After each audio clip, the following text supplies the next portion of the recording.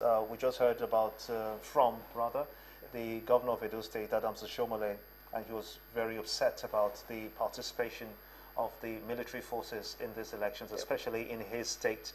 This now brings us back to the question of would you have subscribed to state policing that can take care of these problems, which is an issue that has been debated repeatedly.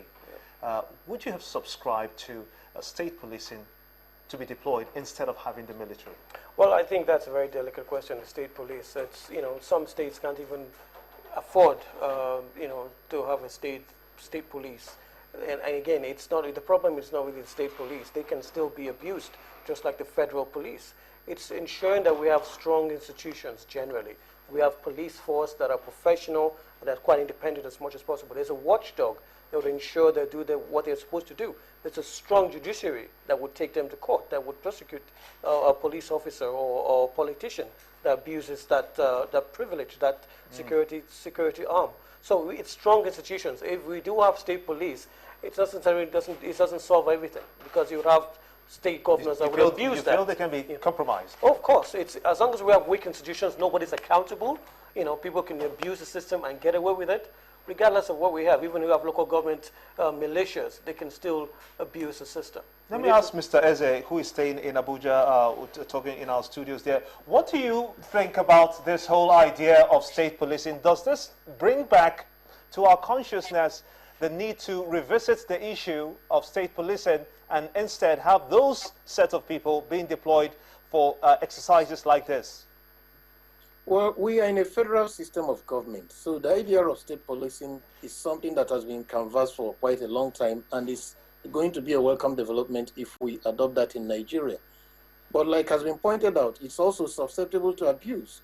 So whoever is in charge of the state police, whether it's the state IG or the governor, can also manipulate it against the system. So I'm totally in support of the idea of a state police, but we should also be cautious, like you said, to build institutions that will guarantee that the state police is not abused, or else we'll have 36 different police that could possibly be abused depending on who is in power at the state level in every state. So that may also complicate issues, but we need to build strong institutions, make sure civil society is brought into the picture to hold the police accountable, so that we can now go ahead and perfect our federation. All right, let me follow up on what Jide said to ask GT. We introduced technology, the card readers, to ensure that people's votes count. Many were happy with it. But while we're at that, we have over 12 million people, according to that statistics INEC also released, who were not able to collect their PVCs and as such, who were not able to vote.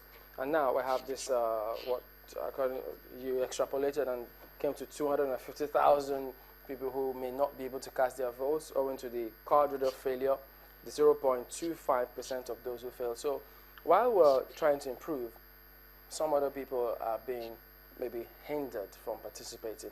In spite of all of those, where do we place that against the successful introduction, or would you say introduction of technology to our voting? Technology was rightly introduced at this point. Let me say again that technology had been introduced earlier than now.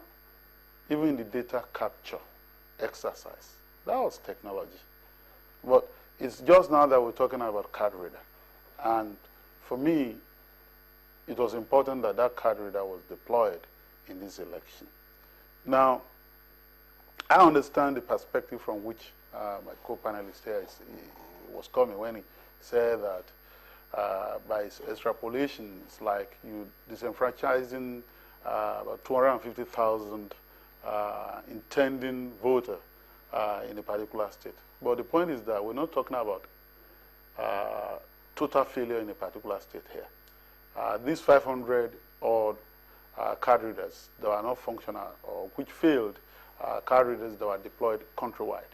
And so we're not talking about a particular place. So statistically, as has been pointed out, that figure is still not a basis to then say we should jettison or reject the deployment of card reader. Rather, what has happened in this election should be a wake-up call to INEC to then step up its game and improve on the operationability of the card readers.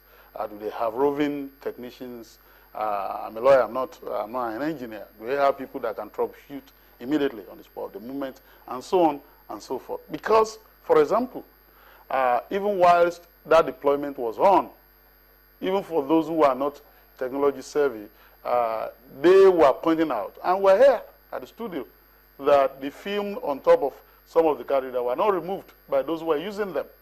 And for that and that alone, they could not use the car reader, only for them to realize later that once they did that, then they could use it. So, in other words, it's a work in progress. And again, we talked about clean hands and so on and so forth. So, for me, the fact that a fraction of the totality of the card reader deployed had failed will not mean that we should. But more importantly, there's a variable that we are not addressing. All the commentaries I've heard say that, yes, INEC has been preparing this election for the past 4 years, so they ought to have. In what environment? The variable of the desperate politician that wants to win election. Has it changed since 2011 or has it escalated? That's the point. So what has card reader got to do with people who are killing people? So you're blaming the politicians? No, I'm not blaming anybody. I'm just analyzing. Or what has card reader got to do with deployment of electoral materials, even in a very creative manner? And then at the end of the day, very curiously, those electoral materials didn't get to where they were supposed to get to. Or what has that got to do with what is now appearing to be a deliberate withholding of result sheets, as it is being alleged? It's not been conclusively proved. What has that got to do with it? So that variable is constant in our situation. And it's not even constant, as I've argued. It's escalating. So when you have that kind of situation, you've got to factor that into the argument and debate. And then pose the question whether if INEC had even done everything possible with the card reader, we still won't have a situation whereby we'll have this kind of problem.